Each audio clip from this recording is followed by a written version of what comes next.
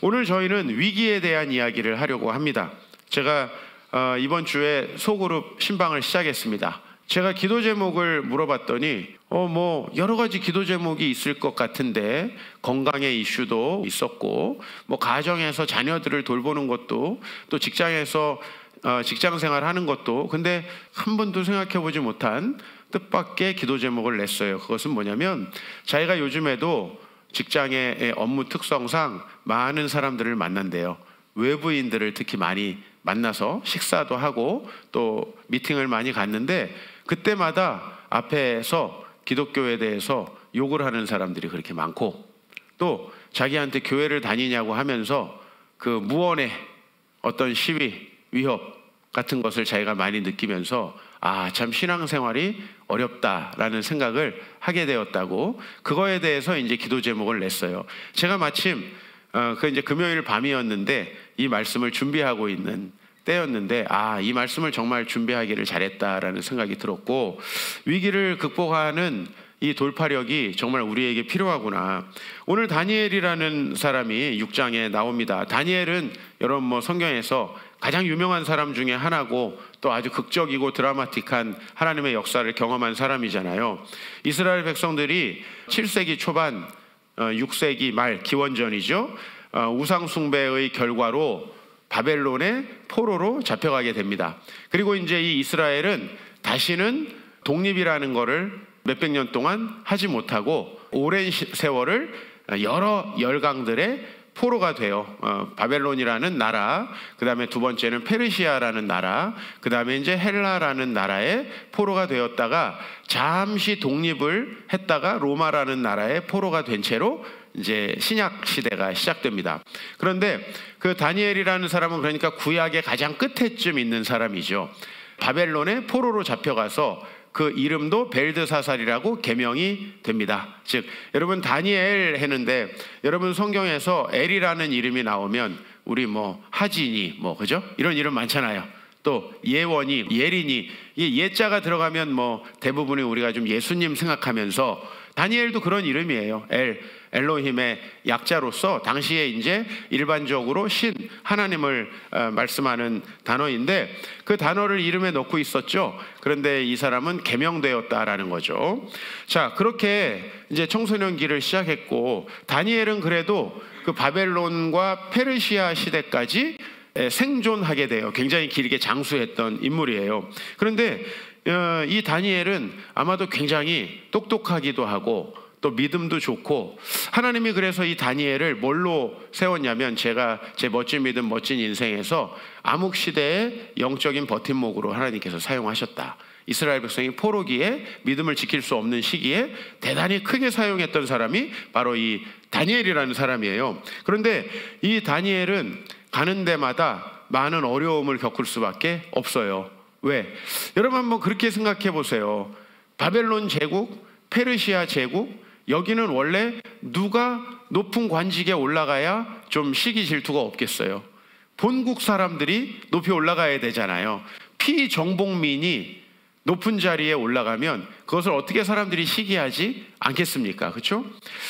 우리 기독교는 지금까지 한 7, 80년대까지 마이너 종교였어요. 한국 사회에 주된 영향력을 행사하지 않습니다. 그러나 여러분, 지금은 여러분들이 비행기를 타고 이 대한민국을 지나가다 보면, 또 여러분이 좀 이 대한민국을 차를 타고 다니다 보면 가는 곳곳마다 십자가가 있고, 사실 또 큰 교회가 우리 한국 사회에서 유명하고 또 교회가 얼마나 성장했는지를 보여주지만, 또 한편으로는 스캔들의 또 장소가 되기도 하고, 또 한편으로는 많은 사람들에게 시기와 질투의 대상이 되기도 하는데, 이 많은 교회들, 또 한 6만여 명 되는 우리 목회자들이 또 많이 한국 교회에서 사역하고, 또 한국 교회는 신학 교육도 지금 전 세계에서 거의 미국 다음으로 가장 열심히 신학 교육을 받는 나라고, 평신도 성경 공부가 가장 활성화되어 있는 나라라고 보시면 돼요, 세계에서. 그래서 저 같은 사람도 일조하느라 성경 공부 교재도 만들어서 펼쳐내고 하잖아요. 사실은 이 이스라엘 사람이 바벨론과 페르시아에서 높은 관직에 올랐다는 자체가 이제 이 다니엘에게 큰 위기를 주게 된다라는 거예요. 오늘 나온 핵심적인 문제는 이거예요. 페르시아의 다리오라는 왕 때에 그 페르시아 지역에서 아주 높은 관직에 오르는 사람들이 많이 있었겠죠. 그죠? 근데 그 중에서도 한 120개의 식민지가 있었기 때문에 그 120개 식민지를 다스리는 그 높은 사람들 중에서도 탑3, 가장 높은 위치에 올라갔던 사람이 이제, 그러니까 황제 밑에 가장 높은 관직에 올라갔던 사람이 이제 다니엘이에요. 그래서 오늘 여기 6장에 나오는 이슈는 다니엘이 높은 관직에 올라갔기 때문에 주변 사람들이 시기하고 질투하여서 다니엘을 끌어내리려고 하는 것이, 그러니까 권력 싸움이죠. 이 권력 싸움이 오늘은 대개 우리가 이걸 신앙적으로 읽지만 여기에 표면적으로 드러나는 건 이건 권력 싸움입니다. 세상에서 아주 흔히 있는 계파 간에, 우리 뭐 계파 하면 여러분 예전에 동인 서인부터 해서 지금의 친문 비문까지 얼마나 많습니까? 계파가. 우리 뭐 정권마다 무슨 뭐 친박, 진박, 낀박, 무슨 양박도 있나요? 하여튼 뭐 이런 엄청난 그 붕당들이 존재하잖아요. 이 당시에도 바로 여러 정치적 계파가 있었고 그 소수 계파에 다니엘은 소속돼 있었는데 높은 관직에 올라가다 보니까 다니엘을 끌어내리려고 하는 것이 이제 오늘 6장의 배경이에요. 그런데 제가 오늘 여러분들에게 좀 보기를 원하는 것은 오늘 5절 말씀에 이 다니엘이 그 하나님의 율법에서 근거를 찾지 못하면 고발할 수 없다. 지금 주변 사람들이 사실은 다니엘을 끌어내리려고 하는 것이 아니라 다니엘이 믿고 있는 그 야훼 신앙, 또 다니엘이 가지고 있는 그 여호와 신앙을 가지고 다니엘을 고발해서 그 신앙을 말살하려는 것이 사실 더 주된 목적이라는 것이죠. 비슷한 이야기가 다니엘에 두 가지 나옵니다. 사드락과 메삭과 아벳느고로 개명된 세 유대 청년을 이제 신상에 절하라는 법령을 만들어 가지고, 이건 바벨론 때예요. 아시겠죠? 그 사드락과 메삭과 아벳느고의 이야기는 바벨론이라는 나라의 시대 때 일어났던 일인데, 그들이 신상에 절을 하지 않으면 죽인다라고 하는 그런 법을 만들었잖아요. 그죠? 그 다음에 오늘 여기 본문 우리가 보고 있는데 이것은 페르시아로 해서 넘어간 시점인데, 이제 다니엘도 마찬가지로 다니엘에 가지고 있는 신앙을 말살하려고 하는, 그러니까 여러분들이 에스더서에서도 보면은 이 에스더서에서도 하만이라고 하는 이방인 관료가 모르드게라는 유대인을 축출하려고 하는데 뭘 이용하죠? 신앙을 이용합니다. 그죠? 신앙을 이용해서 그 사람이 왕에게 충성하지 않는 것처럼, 우리 예전에 일제시대 때 신사참배하지 않으면 안 되게끔 법을 만들어가지고 기독교인들을 말살했잖아요. 아니, 비기독교인이야 조상신에게, 뭐 달림에게, 햇님에게, 지하 여장군에게 절하는데 천왕에게 절하지 못할 게 뭐 있어요? 그냥 절하는 거죠. 근데 우리는 됩니까? 안 됩니까? 안 되죠. 결국 이것은 다니엘의 승진과 관련된 계파 싸움으로 포장이 되어 있지만 사실은 이것은 종교 금지령이고, 이 종교 금지령을 내린 근본적인 이유는 뭐냐면 그 페르시아 사회, 바벨론 사회 전체에 퍼져 있는 반기독교 정서라는 거죠. 그래서 여러분들에게 용어를 이렇게 사용하길 바랍니다. 이건 신앙 공격이다. 신앙 공격이었다. 다니엘이 실각되는 것이 문제가 아니라 다니엘이 신앙을 버리게끔 하는 것이 이제 주된 목적이었다라는 거죠. 오늘 저희가 읽지 않았지만 다니엘 6장 7절 8절 말씀을 같이 한번 여러분들과 읽어보겠습니다. 다니엘 6장 7절 8절 시작. 나라의 모든 총리와 지사와 총독과 법관과 관원이 의논하고 왕에게 한 법률을 세우며 한 금령을 정하실 것을 구하나이다. 그렇죠. 이거는 명백하게 지금으로 말하면 국회에서 벌어지는 입법 과정입니다. 그죠? 여러분들이 이거를 신앙적인 눈으로 바라보면 이 본문이 무슨 의미를 하는지 잘 모를 거예요. 근데 여기는 페르시아의 한 법을 세우는 장면이에요. 뭐 지금처럼 무슨 법제사법위원회를 통과해서 막 심사를 해가지고 국회의원들이 이렇게 세웠는지 잘 몰라요. 그렇죠? 그러나 분명히 이것은 법을 세우는 과정인데, 왕이여, 그 법의 내용입니다. 시작. 30일 동안 누구든지 왕 이하의 어떤 신에게나 사람에게 무엇을 구하면 사자굴에 던져 넣기로 한 것입니다. 8절 그런즉 왕이여 원하건대 금령을 세우시고 이 조서에 왕의 도장을 찍어 메대와 바사에 고치지 아니하는 규례를 따라 그것을 다시 고치지 못하게 하옵소서 하매라는 거예요. 자, 이제 이 금령은 사실은 왕에게만 극진한 이해를 갖추게 하는 것처럼 보이죠, 겉으로는. 그러나 이건 사실은 뭐죠? 반기독교 법안이죠. 여러분 이해가 되시죠? 이 법안의 목적은 분명합니다. 여러분 누가 반기독교 법안을 내겠어요? 그렇게 이름 붙이지 않죠, 그죠? 그냥 이것은 왕에게 30일 동안 충성을 맹세하는, 그러니까 저는 이것을 뭐라고 말하고 싶냐면 왕권 강화 법안이다. 아시겠죠? 왕권 강화 법안이다. 어떤 그 나라나 제국들이 세워질 때요, 반드시 그 나라의 기틀을 세우는 왕권을 강화한 왕이 있어요. 우리나라에는 누구죠? 조선시대 때 태종, 그죠? 태종 이방원이 왕권을 엄청나게 강화합니다. 다 사람을 숙청하고. 이런 작업을 누군가는 해야 이제 그 나라가 강한 나라가 되는 거죠. 특히 왕정시대 때는 그렇습니다. 그 역할을 만들기 위해서 지금 이 다리오라는 왕 시대에 왕권 강화 법안을 세우는데, 여러분 왕권 강화 법안은 다양할 수 있잖아요, 그죠? 근데 이 왕권 강화 법안의 실제적인 내용을 보면 요거는 속칭 다니엘법이다 이거예요. 요새 우리가 무슨 민식이법이다, 무슨 법이다 이렇게 있잖아요. 이건 다니엘법이다. 누굴 잡으려고? 이건 다니엘을 잡으려고 하는 거예요. 겉으로는 왕권을 강화하고 페르시아라는 제국 초기잖아요. 이 제국 초기에는 항상 이런 일이 있어요. 반대자들 숙청하고 사람들이 충성하지 않을 때 그 사람들을 숙청하는 작업, 사상을 검증해서 왕권에 좀 문제되는 사람들을 죽이는 이런 법들이 있잖아요. 태종 이방원도 정도전도 죽이고 자기 아버지하고 함께했던 개국공신들을 죽이면서, 이제 사실은 태종 이방원을 역사가들은 우리는 막 정몽주를 죽여가지고 나쁜 사람으로 봤는데, 사실 제가 역사 강의를 많이 들어보니까 대부분의 사람들이 태종 이방원을 아주 긍정적으로 평가해요. 그 이유는 태종 이방원이 왕권 강화 법안을 만들어서 통과시켰고 숙청 작업을 했기 때문에 세종의 평화로운 시대가 왔다라는 거죠. 바로 이제 페르시아를 그렇게 이해하면 돼요. 이 다리오는 아주 초기의 왕입니다. 그렇기 때문에 이 초기 왕에게는 왕권 강화가 무지 중요한데, 밑에 이 법안을 지금 만들어서 올리는 사람들은 누구예요?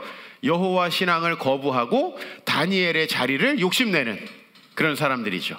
그래서 이 사람들이 왕권 강화 법안을 내는데, 사실은 종교 금지령은 왕권 강화를 하면서 다니엘을 실각시키려는 법이었다 이거죠. 자, 여러분 제가 오늘 이 말씀을 드리는 이유는 세상에서 돌아가는 일들을 영적으로 이해해야 한다라는 거예요. 우리는 굉장히 순수하게 코로나 뭐 차별금지법, 차별하지 말자는데 뭐가 문제냐, 우리 이렇게 얘기하지만 여러분 그 뒤에는 전부 다 의도가 있습니다. 그죠? 다 나라의 발전을 위해서 일하는 것 같지만 제가 보니까 그런 사람 아무도 없어요. 전부 다 결국은 하나님을 거부하려는 일련의 큰 움직임이 있다라는 것이죠. 자, 여러분 잘 한번 생각해 보세요. 이때 다니엘이 이때 한 달만 하지 말라는데 잠시 하나님을 예배하지 않으면은 위기를 넘어가겠네. 여러분 이게 가장 우리가 쉽게 생각할 수 있는 방법이에요. 왜? 한 달 동안 왕 이외에 다른 신에게 절하지 못하게 했으니까 한 달만 안 하면 되겠네. 이건 그렇게 쉬운 문제가 아니라는 것입니다. 그렇죠? 이건 그렇게 쉬운 문제가 아니에요. 궁극적인 목적은 다니엘을 실각시키는 거예요. 그러면 제가 한번 시나리오를 짜볼게요. 오늘 다니엘이 이 사람들의 말대로 한 달 동안 예배를 안 드렸다. 자, 그러면은 그냥 다니엘을 가만둘까요? 여러분 한번 그 생각을 한번 해보세요.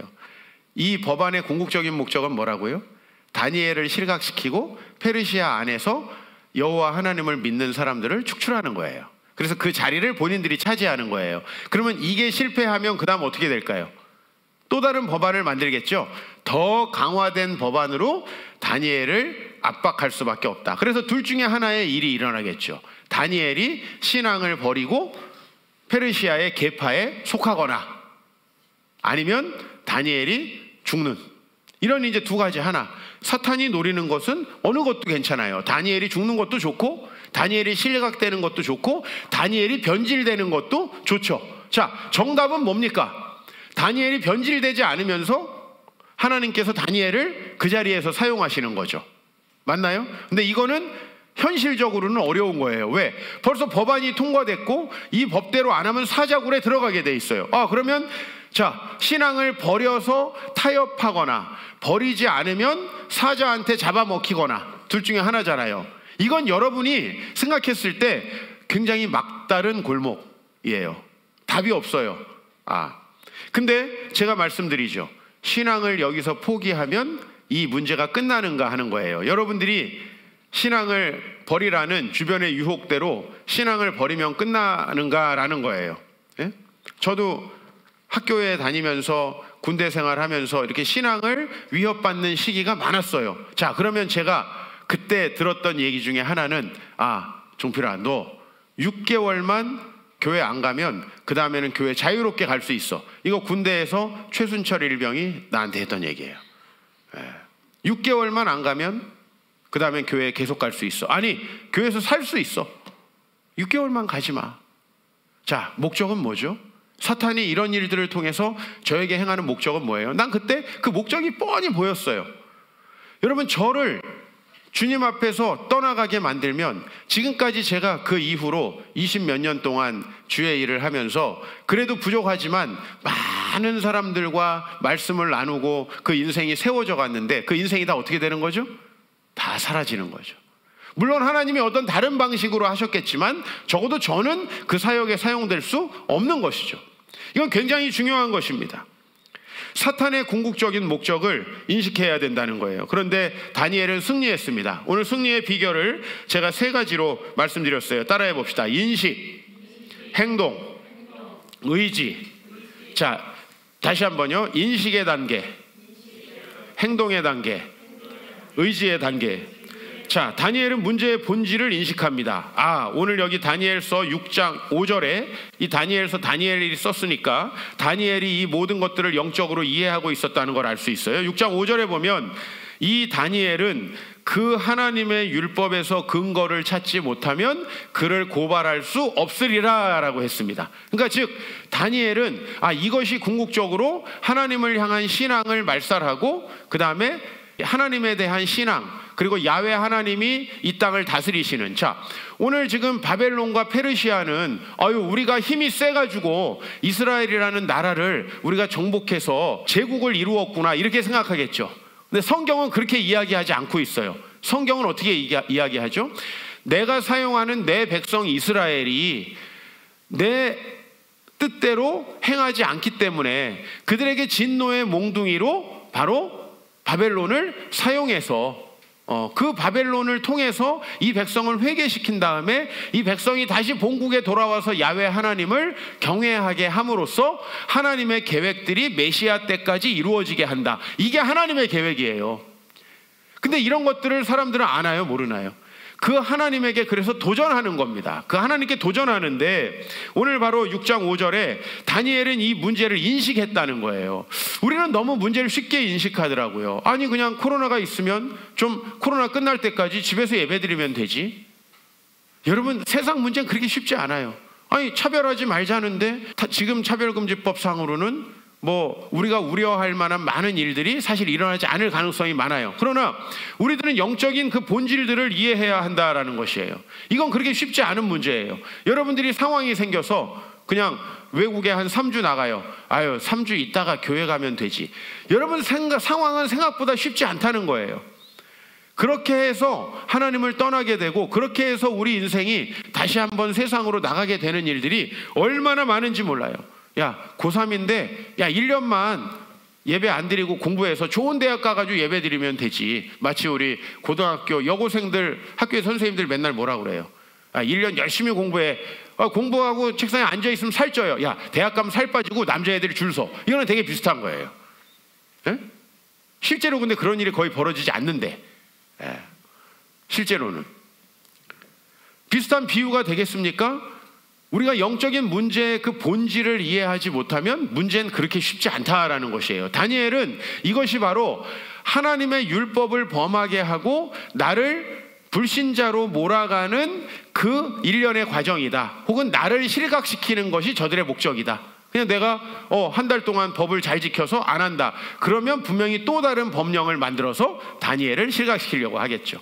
이게 사단의 일이에요. 그래서 다니엘이 행동의 단계로 나아가는 거예요. 그게 뭐예요?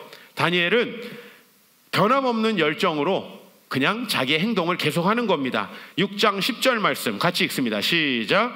다니엘이 이 조서에 왕의 도장이 찍힌 것을 알고도 자기 집에 돌아가서는 윗방에 올라가 예루살렘으로 향한 창문을 열고 전에 하던 대로 하루 3번씩 무릎을 꿇고 기도하며 그의 하나님께 감사하였더라. 아멘. 다니엘은 변함없는 열정으로, 그래서 제가 아까 뭐예요? 인식의 단계. 다니엘은요, 이것이 잠시 내가 교회 안 간다고, 잠시 내가 기도 안 한다고, 잠시 내가 하나님께 예배하지 않는다고 끝나는 문제가 아니라는 것을 아는 거예요.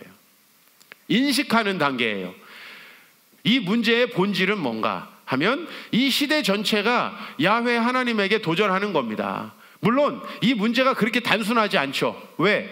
아주 극단적으로 지금 사람들에게 비난을 받고 있는 기독교인들의 정치 행동이 있었어요. 그렇죠? 물론 거기에 기독교인만 있었던 건 아니에요. 광화문에 실제로는 비기독교인들도 대단히 많았습니다만은, 여러분, 이 문제들을 우리가 잘잘못을 따지기 전에 문제를 인식하자라는 겁니다. 이 문제는 우리 많은 교회들과 또 하나님을 믿는 성도들의 신앙을 뒤흔들려고 하는 사탄의 궁극적인 목적 하에서 이루어지는 일들이다라는 거죠.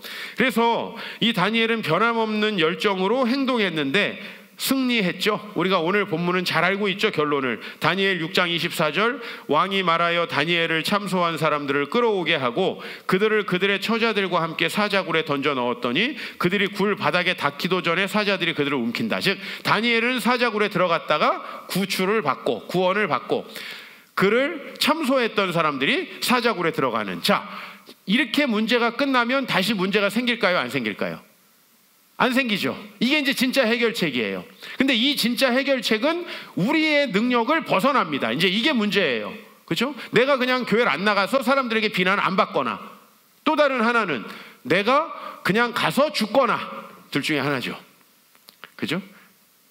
그런데 그 어떤 둘 중에 하나의 일도 일어나지 않아요. 그건 우리 상식 세계에서 일어나는 일이고 실제 하나님은 그것을 훨씬 뛰어넘는다는 거죠.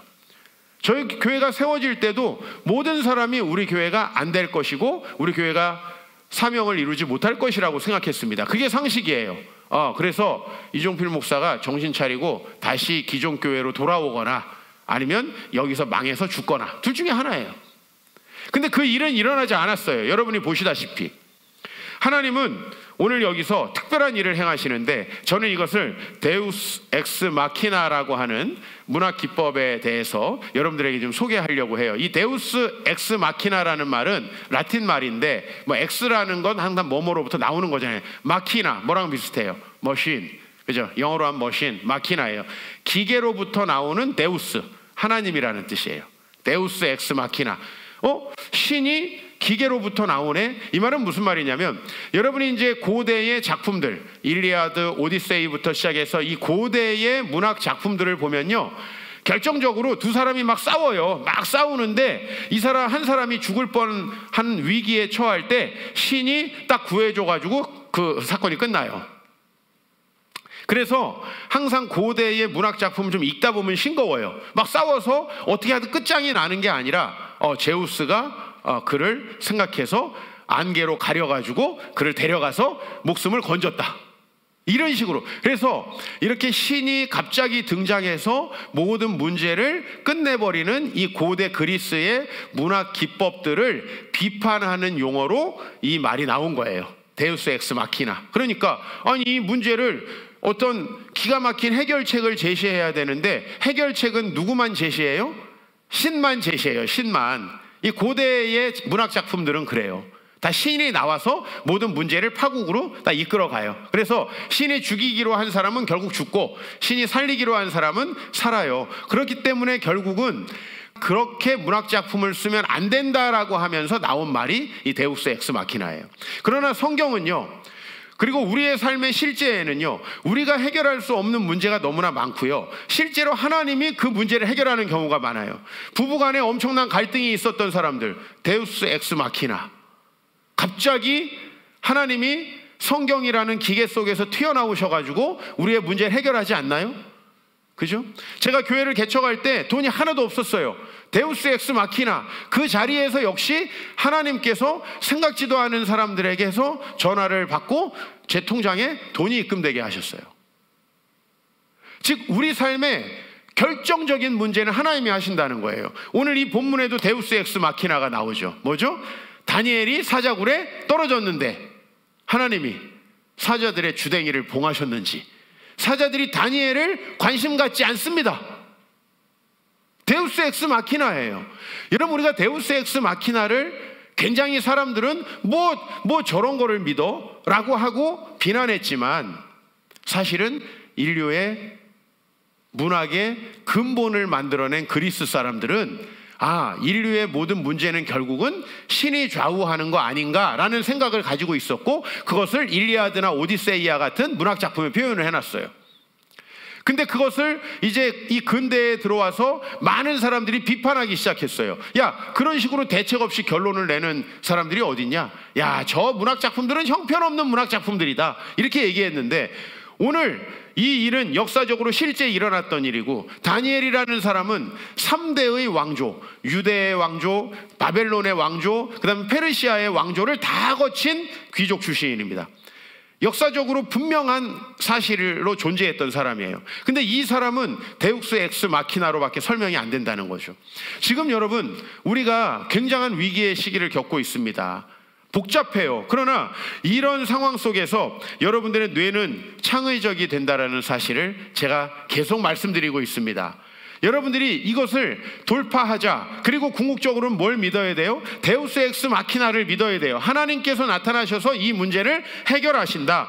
그럴 때 어려움 속에서 우리의 뇌는 창의적이 된다는 거예요. 위기에 닥칠 때 나쁜 기업은 망하고 좋은 기업은 살아남고 위대한 기업은 더 발전한다라는 말이 있어요. 여러분, 우리가 위기에 닥칠 때 기독교는 한 번도 사라진 적이 없다. 제가 어제도 말씀드렸지만 로마 시대 기독교는 가장 큰 위기였어요. 하루에 300명이 불태워 죽이기도 하고 한 번에 기독교인들 수많은 사람들이 숙청당하기도 했어요. 그런데 여러분 보세요. 기독교가 사라지나요? 7개 교회 중에 서머나라는 지역에서 목회하던 사도 요한의 제자 폴리캅이라는 사람, 로마에서 불에 태워서 죽였습니다. 86세 되는 노인을 많은 사람들이 보게 하면서 너희들 기독교 믿으면 이렇게 돼 하고 불태워 죽였어요. 이건 아주 유명한 이야기예요. 2세기 중반에. 그런데 그때 이후로 기독교가 사라지기는커녕 더 엄청난 부흥을 이룬다는 거죠. 왜 그러냐면 하나님께서 일하시기 때문입니다. 오늘 제가 설교하면서 참고한 도서는 라이언 홀리데이라는 사람의 돌파력이라는 책이에요. 제가 여기서 이 사람은 어떤 장애물이 있을 때 기업이 성장하고 개인이 성장하려면 3가지 단계를 거친다. 제가 이미 아까 말씀드렸어요. 첫 번째는 인식하는 단계. 즉 우리는 이 장애물이 있고 이 어려운 일이 있으니까 안 되겠네 라고 생각한다는 거예요.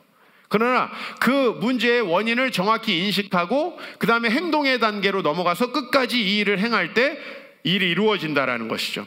그 안에 나오는 예 중에 하나가 뭐냐면 에디슨의 예예요. 에디슨이 전구를 발명한 거 여러분이 다 아시죠, 그죠? 전구. 근데 이 에디슨 시대에 전구를 발명하려고 했던 이 과학자들은 굉장히 많았다고 합니다. 근데 그들은 인식의 단계를 넘어서서 행동의 단계에서 대부분 포기했다는 거예요. 사실 에디슨이 실험한 필라멘트의 그 재료는 6,000가지래요. 6,000가지 정도를 계속 그려놓고 실험을 해본 거예요. 자, 이렇게 연결해가지고 필라멘트를 실로 만들어서도 했네. 불타버리고, 뭘로 만들어도 불타버리고, 뭘로 만드니까 불은 들어오는데 너무 과열돼가지고 전구가 깨지고, 그죠? 다양한 필라멘트들을 실험하면서 에디슨이 결국은 이 필라멘트를 정구를 발견하게 된 것은 6천 가지의 새로운 시도들을 하면서 포기하지 않았기 때문이다.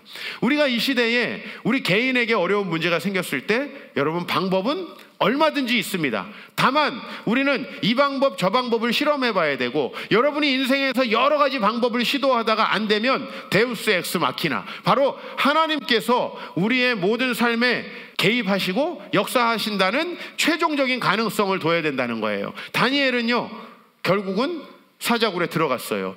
사드락과 메삭과 아벳느고는 결국 풀무불에 들어갔어요. 사실은 그 전 단계에서 노임받는 사람들도 많죠. 그죠? 그러나 그 단계까지 들어갔지만 결국은 하나님께서 그것을 이루어 주셨어요. 그래서 우리는 문제를 직시해야 돼요. 요즘 여러분 당하는 문제는 잠시 잠깐으로 끝나지 않아요. 수십 년 동안 쌓여온 반기독교 정서가 코로나를 통해서 드러나는 것뿐이에요. 여러분 주변 사람들이 어차피 여러분 교회 가는 거 싫어했고 여러분들이 주의 나라에 헌신하는 거 싫어했어요. 근데 그게 이 사건을 통해서 드러나는 겁니다. 많은 사람들이 아유 내가 그 일만 없었으면 사람들이 나를 그렇게 핍박하지 않을 텐데, 천만의 말씀이에요. 언젠가 우리 신앙은 드러나고 사단의 역사와 충돌하게 되어 있고, 우리는 지금 그 현장 속에 있다는 거예요. 물론 교회가 아무 잘못이 없다는 게 아니에요. 제가 교회를 개척한 이유는 내가 7년 동안 있으면서 이 한국교회 안에 여러 문제들을 보았기 때문이에요. 그러나 중요한 건 세상 사람들은 이 교회의 문제를 개혁해서 좋은 교회를 만드는 데 목적이 있지 않아요. 맞죠? 다니엘을 더 건강하게 정치하도록 이 법안을 만들어요? 아니에요. 죽이려고 만드는 거예요. 지금 이 사회는 교회와 기독교 신앙을 말살하려는 그러한 거대한 흐름 속에 있다라는 문제를 직시하셔야 돼요. 그러므로 우리가 이거 잠시 후퇴하고 잠시 받아들이고 잠시 아닌 척한다고 해서 이 문제 해결되지 않습니다. 언젠간 우리가 우리의 믿는 하나님을 고백하게 될 때에 우리는 세상과 충돌할 수밖에 없고, 우리가 가지고 있는, 우리가 배운, 우리가 제자훈련 때 배운 기독교 신앙을 우리의 세계관으로 가지고 살아갈 때 우리는 반드시 믿지 않는 사람들과 충돌한다. 그럼 여기서 우리가 할 수 있는 방법은 뭐냐? 데우스 엑스 마키나, 여러분의 남편을, 여러분의 아내를, 여러분의 자녀를, 여러분의 부모를 변화시키는 그 데우스 엑스 마키나, 하나님께서 결국은 모든 일의 해결책으로 제시하는 기계로부터 나온 신, 아니요 마키나라는 말 바꿔야 되겠죠. 성경으로부터 나온 신, 그 분께서 우리의 삶을 궁극적으로 해결하신다는 믿음이 없으면 여러분들은 둘 중에 하나일 거예요. 하면서 봐, 이거 햄릿이 되는 거예요. 우리는 절하자니 내가 신앙을 잃어버리고 절을 안 하자니 죽을 것 같고, 절하느냐 마느냐 이것이 문제로다. 셰익스피어에 머무르게 되는 거예요. 그러나 셰익스피어의 작품에 빠진 게 있죠. 그게 뭐예요? 데우스, 하나님이에요. 하나님 빠져 있는 거예요. 하나님께서 이 문제를 해결하신다는 거예요. 지금 얼마나 이 한국 사회가 혼란스럽습니까? 여러분 잘 과거를 보세요. 과거에 박정희 시대 때, 전두환 시대 때 반공교육이었죠. 반공교육. 저도 반공 포스터 많이 썼습니다. 반공교육을 해서 보수 정치 집단이 바로 그 반공교육을 정치의 수단으로 사용했어요. 지금은 어떻죠? 진보는? 그래서 엄청나게 좋은 세상을 가지고 왔나요? 이 보수는 진보 정치의 도구로 성담론을 사용하고 또 포용이라는 담론, 차별금지라는 담론을 사용하고 있다는 걸 여러분이 아셔야 돼요. 그래서 여기에서 기독교는 분명히 진보 정권과 충돌할 수밖에 없어요. 그러면 여러분 잘 보세요. 우리 멀찍이서 광화문 집회와 광화문 집회를 탄압하는 그 두 정치 집단을 보십시다. 한쪽은 박정희 시대에 머물러 있고 한쪽은 지금 진보 아젠다에 머물러 있죠. 그 어떤 것이 복음입니까? 한나 아렌트라는 사람, 조금 책을 읽은 사람은 들어보셨을 거예요. 예루살렘의 아이히만이라는 책을 쓴 사람이죠. 그죠? 악의 평범성. 제가 전에도 설교 한번 했죠. 정말 미국의 아주 유명한 정치 철학가예요. 물론 이 사람 출신은 독일이지만, 이 한나 아렌트라는 여성이 최근에 교육이 정치화되는 것을 비판하면서 결국은 루소, 에밀의 작가인 루소가 교육에 대해서 얘기했는데, 뭐 여러분들 지금 무슨 프레벨이니 무슨 많은 교육이 거기서부터 나왔는데, 사실은 지금은 교육이 모든 정치의 수단이 되어 있다는 거예요. 지금 그래서 여가부가 배포한 그 성교육 책에 대해서 교회들이 엄청난 저항을 하고 있는 거 여러분 아실 거예요. 아이들에게 정말 이 불필요한 성에 대한 너무나 많은 정보를 주고 동성애를 미화하는 이런 책을 아이들에게 교육 자료라고 초등학교 애들이 보게 배포를 했어요. 이런 일들을 하고 있어요. 정치가 교육을 이용하는 현실. 방송을 통한 무신론의 확산은 심각합니다. 지금 현재. 그죠? 방송에서 여러분이 제일 많이 알고 좋아하는 그런 논객들이 누굽니까? 이 사람들 대표적으로 무신론을 삶의 목적으로 삼고 사는 사람들입니다. 이 사람들이 뭔가 논평을 할 때 거기에는 전부 다 무신론이 숨어 있다는 걸 아셔야 돼요.